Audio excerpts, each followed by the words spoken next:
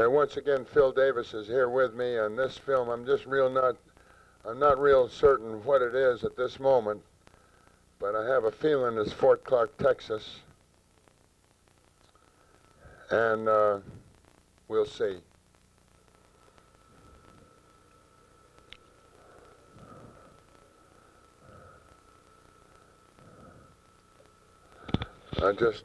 I'm not sure.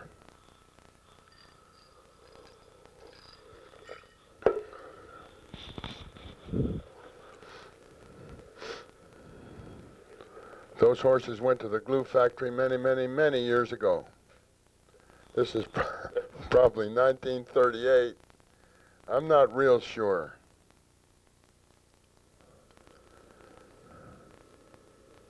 That's my sister Ruth Ellen there in the back, and I think that's my sister Beatrice behind her. And all I can tell you right now, it's a picture of some nice people riding horses in the area of a stable. And here are some polo shots. And if I know my family, these polo shots go on forever.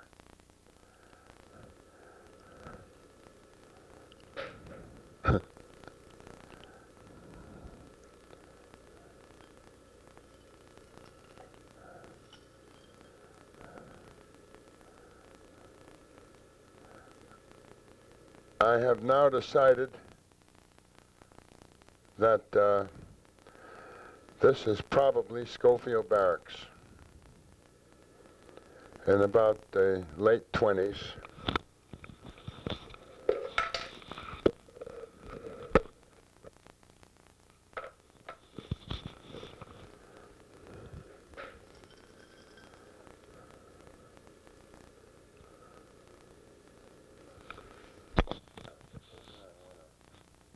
Stop, talk to you.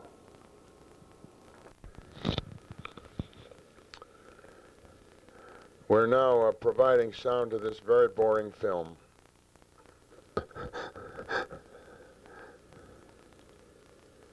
And I couldn't tell you who these people are. Obviously they're polo players, or trying to be. You know.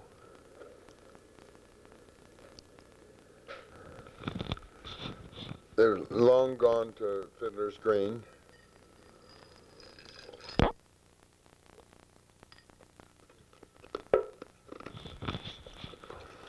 That is George S. Patton Jr., my father. Just like him to be in uniform, everybody else was not in uniform.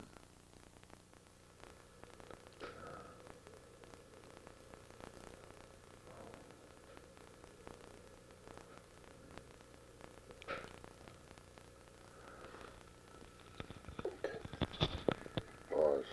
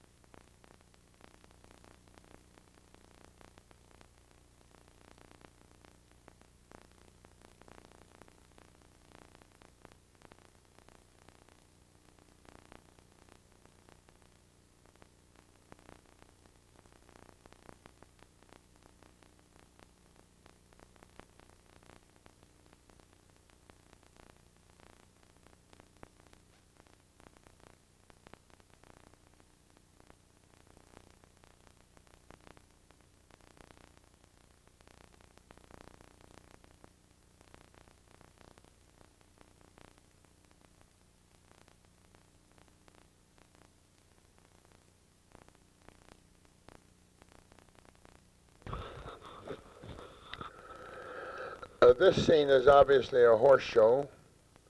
I think in Washington, D.C., National Capital Horse Show out in Maryland.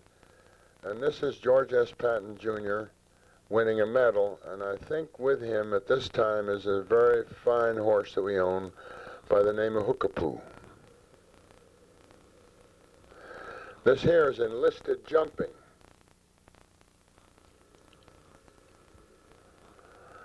You can tell the enlisted men, but they're not wearing a sand brown belt. They're wearing a belt across the waist. The sand brown belt, a diagonal belt from one shoulder to the hip. I can't even remember which shoulder, but it's no longer in style, this belt, obviously. There it is, right shoulder to left hip.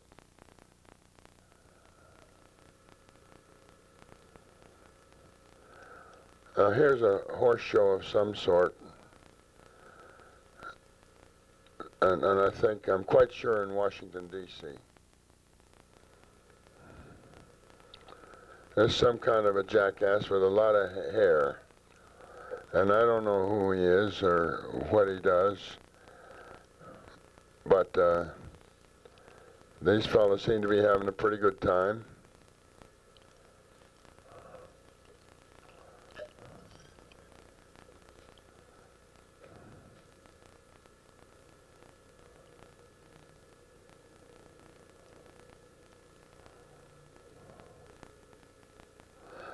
That's a side saddle. That's dangerous as far as I'm concerned.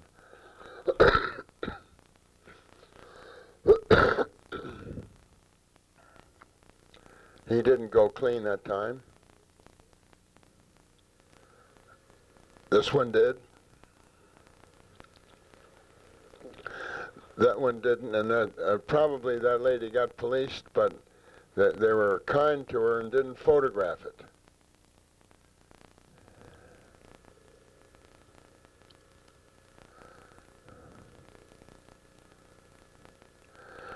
There are a lot of horse pictures in this family, and some of them are better than others, and some are really quite boring. But this is the way it is.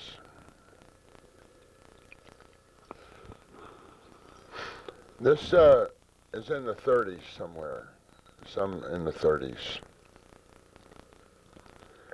And this is faded color, but it's not bad.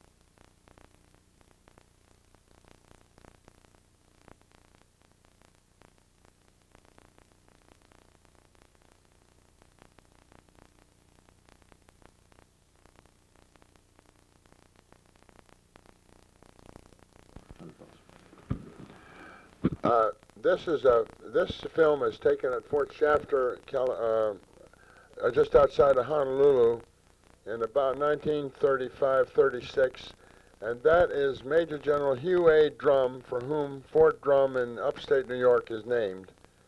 He was the commanding general of the Hawaiian Department, and he did not particularly like my dad, George S. Patton Jr. As a matter of fact, he wrote in his efficiency report that whereas he would be invaluable in time of war, he was considered a disturbing element to the command in peacetime. And my mother always considered that a great compliment. So there you are. There's somebody getting a run out. This is in the little show ring right behind the officers' quarters at Fort Shafter, where we did quite a bit of riding.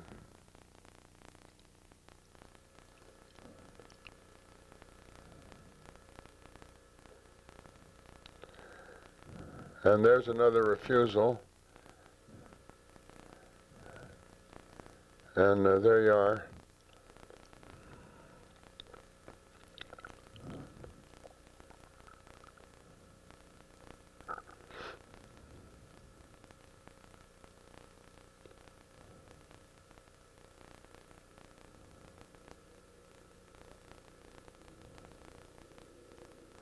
Whoops. If at first you don't succeed, try again.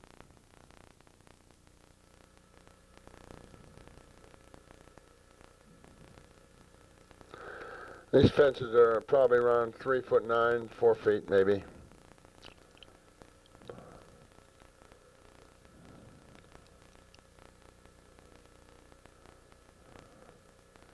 And here they are getting the ribbons, if any.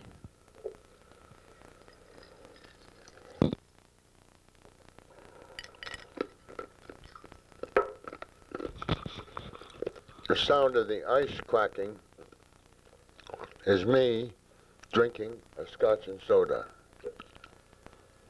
Whoops! What happened there? Somebody. Oh, I know what this is. This is musical chairs. They take one chair away, you see, and each, they play, the band plays, and then when the music stops, they're supposed to grab a chair. Didn't have much to do with fighting in those days. And that's a fellow by the name of Smith, I think.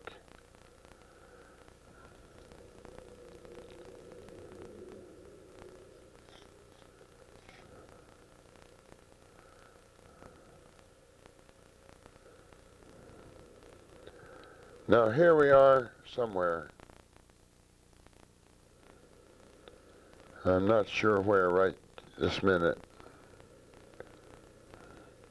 There's yours truly on a real wonderful horse we had for years by name Quicksilver, who was buried down near the pond, Pilot Pond, along with two other great horses buried there in the sandbank on the left side of Pilot Pond.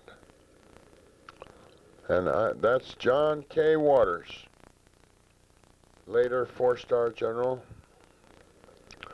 the husband of my oldest sister, Beatrice, and there's Beatrice.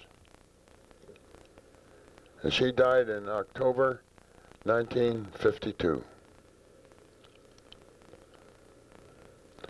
at the age of 41.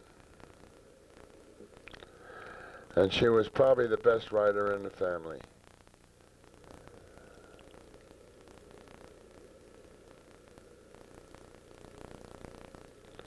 Real good rider she was.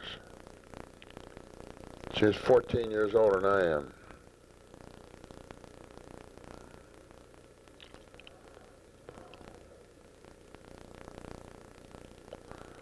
Whoops, he almost stopped at that one. There she is. And I think the name of that horse is Egoist, but I'm not sure. That's Johnny Waters. All-American in 3 sports at the Military Academy, and first captain, brigade commander of the Corps Cadets, ranked #1 tactically, and was started out in the Horse Cavalry. Was POW during the Kasserine Pass fight in February 1943. And there's his dear wife, Beatrice, my sister. And that is called an Irish bank type of jump. This is pretty educational, isn't it? How about it?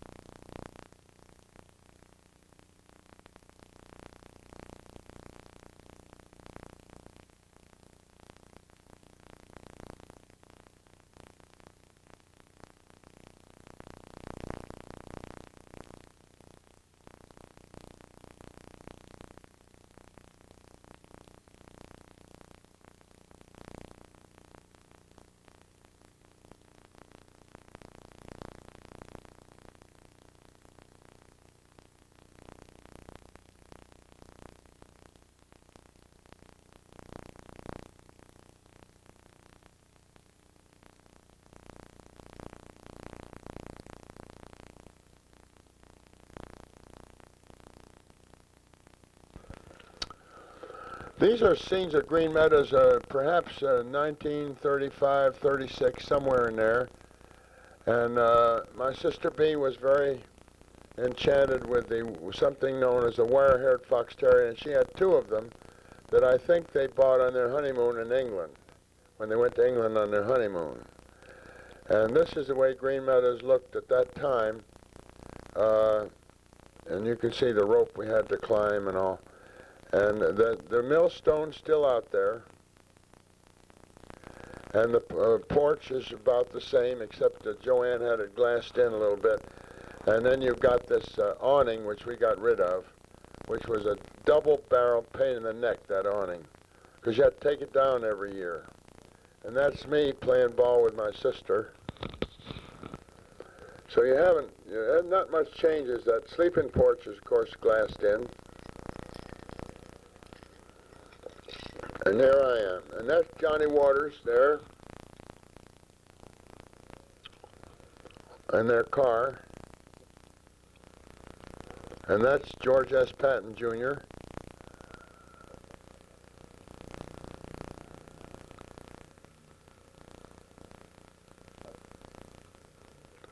And those posts are still there. And that car, if you had it now, would be worth about $30,000 or more. That's the front door, and there's Ruth Ellen.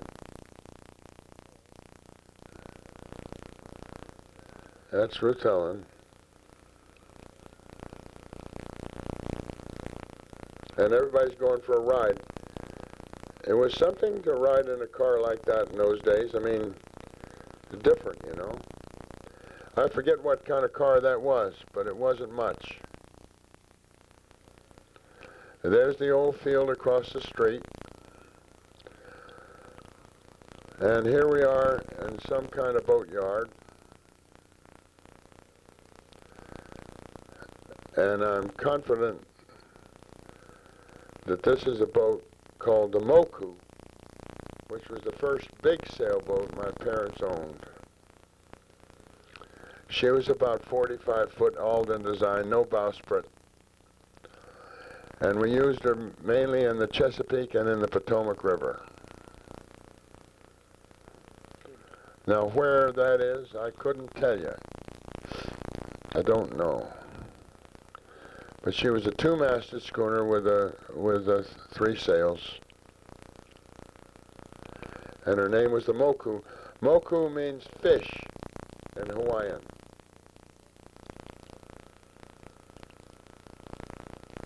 I'm sorry, no, I'm wrong on that. Moku means ship or boat in Hawaiian. I apologize, folks, for that error.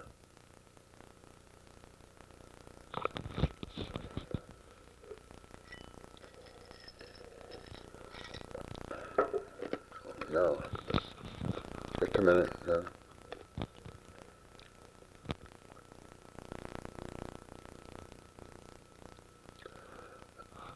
Okay.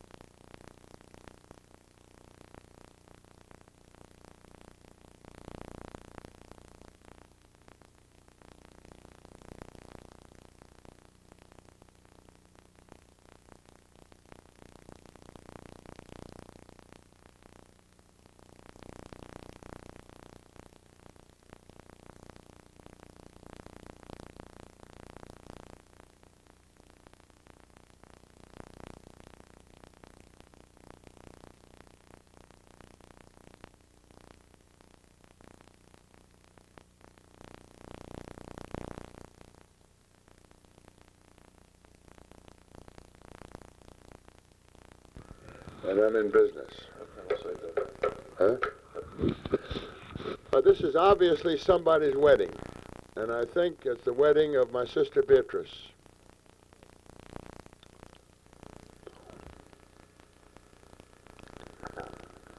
And my mother hired a tent outfit and put up a dance floor and umbrellas and tables for the reception.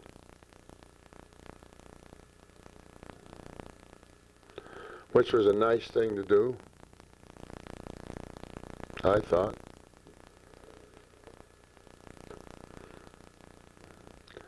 And she pulled all the stops. That's the places for people to hang their wraps, you know, coats and raincoats and all. But there's not a lot of change there. There's the flower garden as it was. There's that old trellis. And we've taken out those evergreens that are on the side of the sidewalk because they're too damn complicated to do.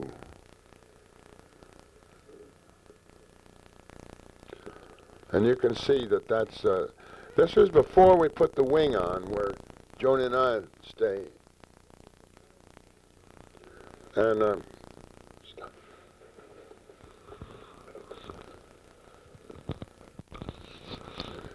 these are just views of the house at the time of the wedding. I think this is the wedding scenes you're going to pick up here in a moment.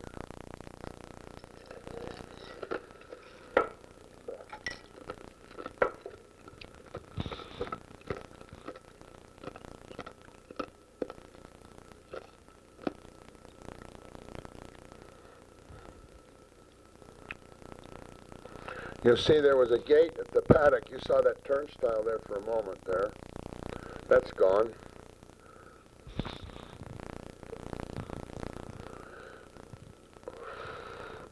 Here come the bride.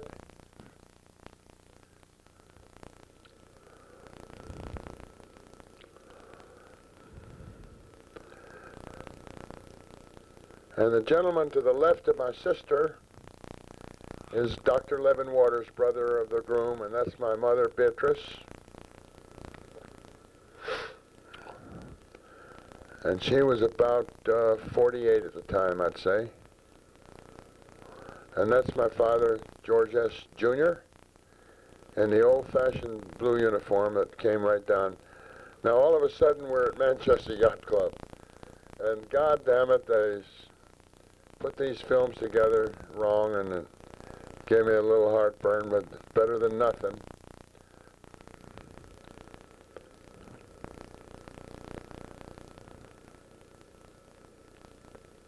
And the yacht club hasn't changed much at all.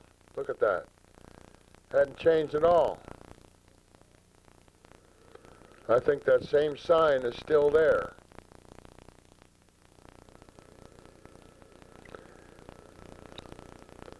Now what we're doing here, these are Manchester 15-footers, and we're towing out to the race. We're going to race. That's the old bandstand. It's still there.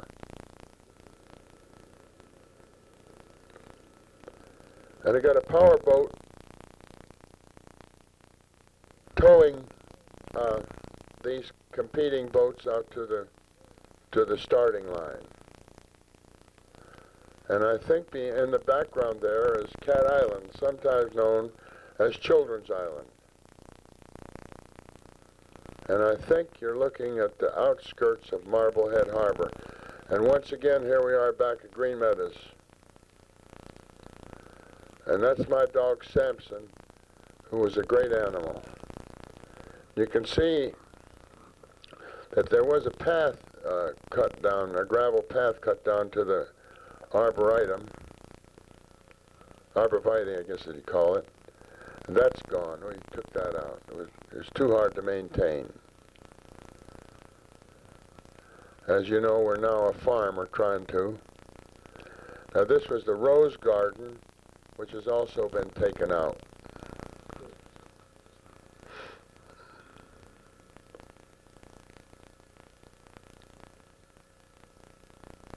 And the turnstile, as you were, a sundial.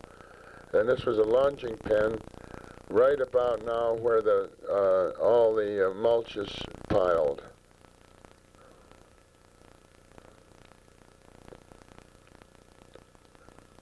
We kept those jumps more neatly in those days because all everybody did around there is ride.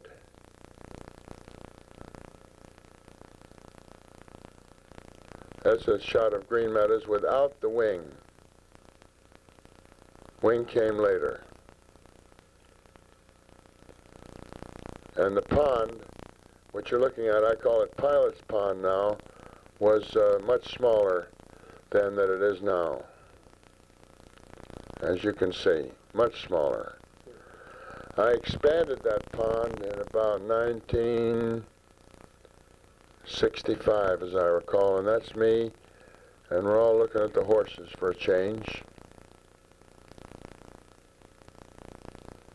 Not a very good picture. I wasn't very photogenic. You see the Patton ass there, I got a big ass.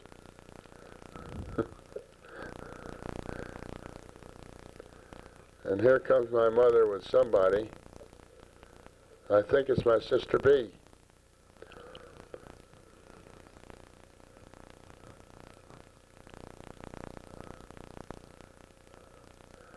And that is a dog named Tank. And that's a dog named Samson. And once again, my sister B. She loved to ride.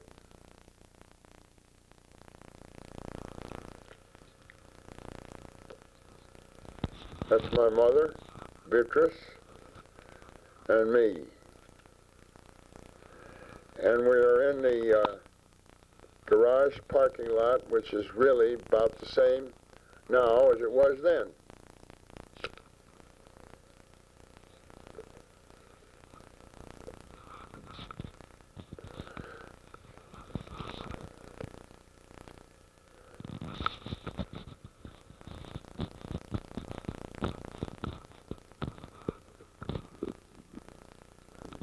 Maybe.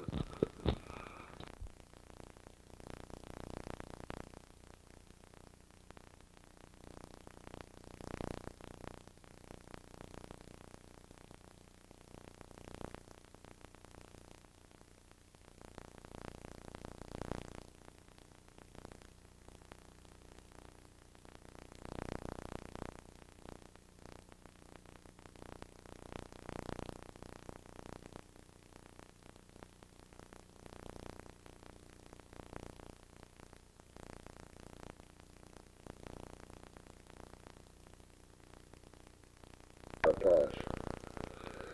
Once again, we're back in Hawaii, I think. This film is mixed up, and I apologize to all my descendants that it is mixed up, that's all. And this is out on the east coast of Hawaii, of the island of Oahu. And members of my family were mesmerized by surf. That's the blowhole at Cocoa Head, still operational.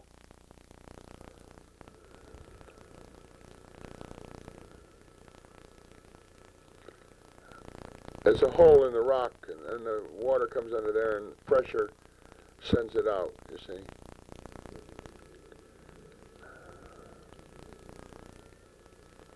Pretty gruesome looking coast, actually. You don't want to go ashore there. I mean, you don't want to get on the rocks.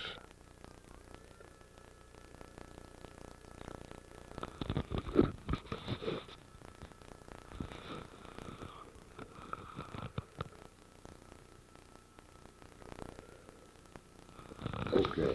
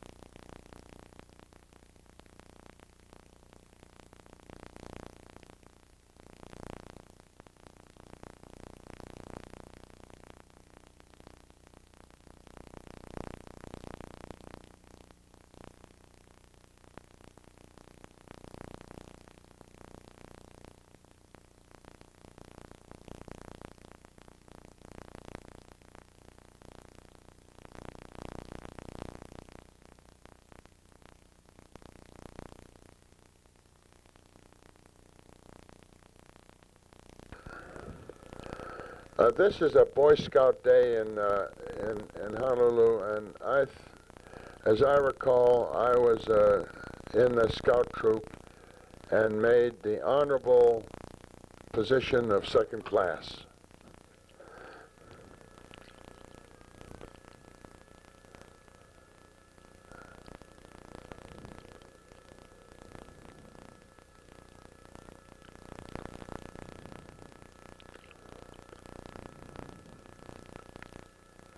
These are cubs, obviously, but I think I was in the Boy Scout troop. That's Alice Holmes, who worked for us for years, and that's Mr. Charles Judd, who was a wonderful naturalist kind of a fellow that was involved with the museums there and on all the Hawaiiology that my mother was interested in.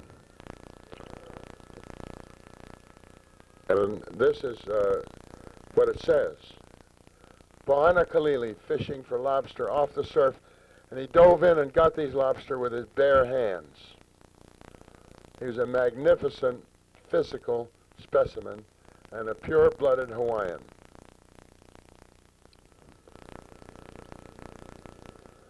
At this time, I was about 12 or 13 years old.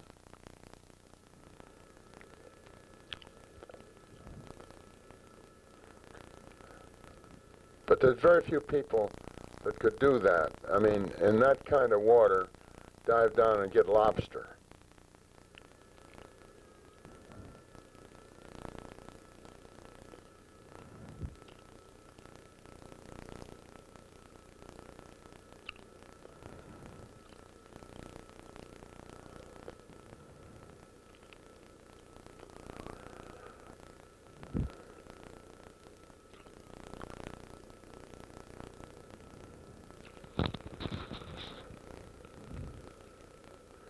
You can see it's fairly choppy.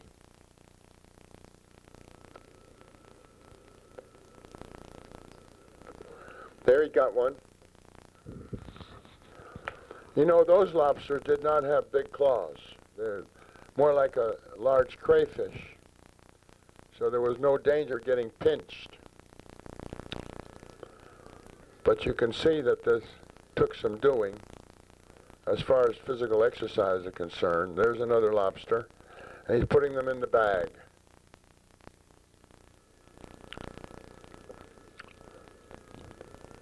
There he is. You're looking at a very rare thing. That's a pure-blooded Hawaiian.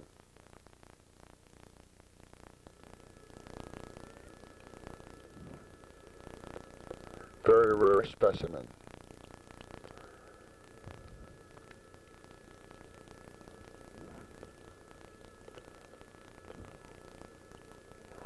I don't know who the gentleman is with the mustache.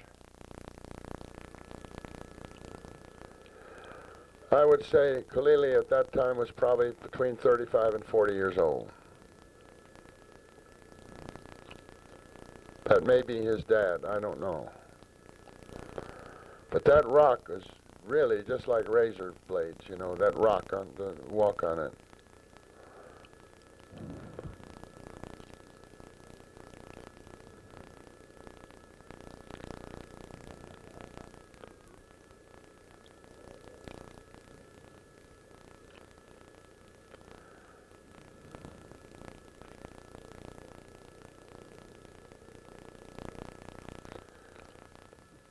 Someone's filming him. I guess it was a professional, you know, commercial picture. There he is. Good shot of him. He really put together, that fella. Marvelous swimmer. Very strong swimmer. He's wearing some sort of foot protection. Now you'll see him dive, I think.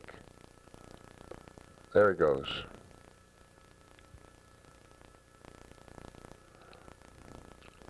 Now, if you lose control there, you see, you'll get thrown up on the rocks, and that's not too good for your health. You can see he's got diving goggles on, so he can see the lobster in their holes.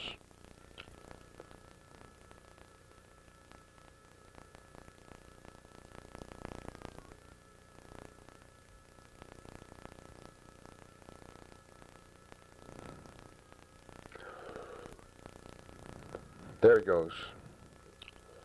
Once again.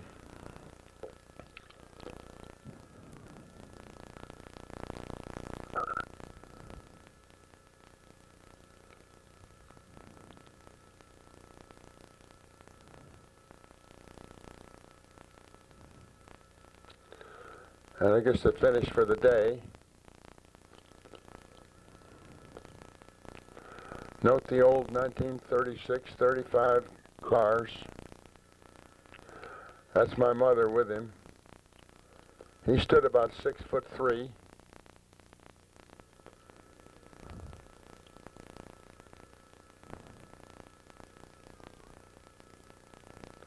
And she was about 5'2". Now this is called a hooky low. It takes several people, maybe 6 or 7 people, to take this net out and put it in the water and pick up fish with it.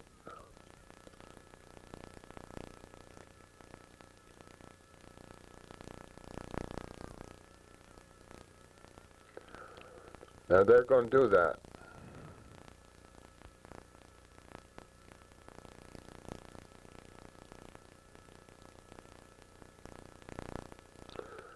This old boy's barefoot.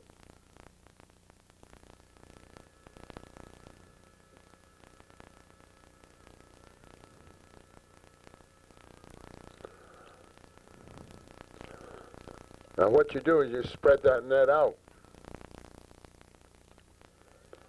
which is going on now. You see it's quite a large net. Maybe 20, 30 feet on the side.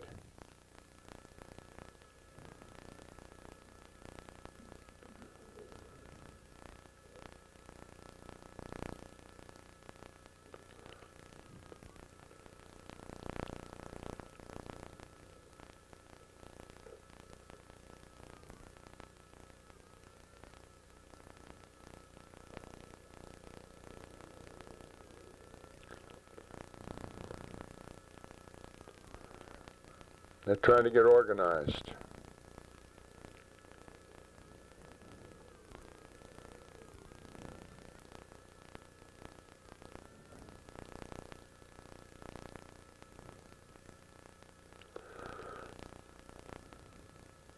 Lovely beach there.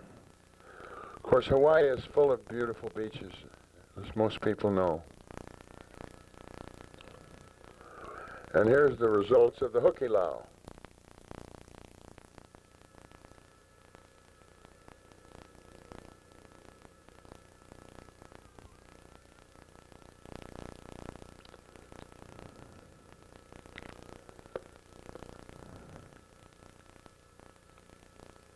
I'm not sure what that is.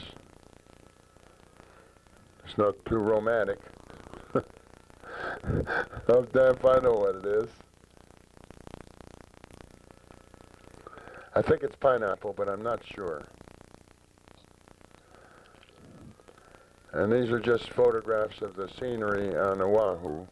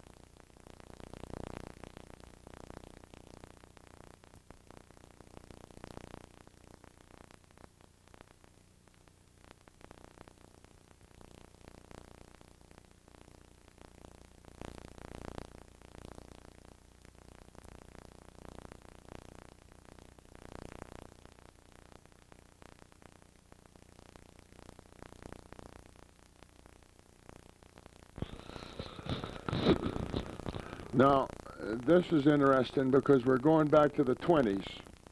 That's my mother on the left, my father behind him, the Goto, the cook, Japanese cook behind me, and then I'm standing in front of Goto, except you didn't see it all. And we're either coming or going, I can't remember which, to Hawaii, or from Hawaii. And these are leis, of course.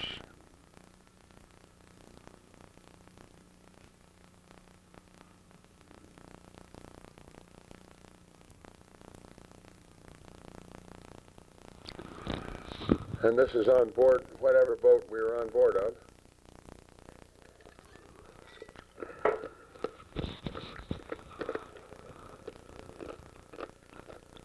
I think it's going back to the States, because we went back to the States when I was 4, and I look about 4 in that picture.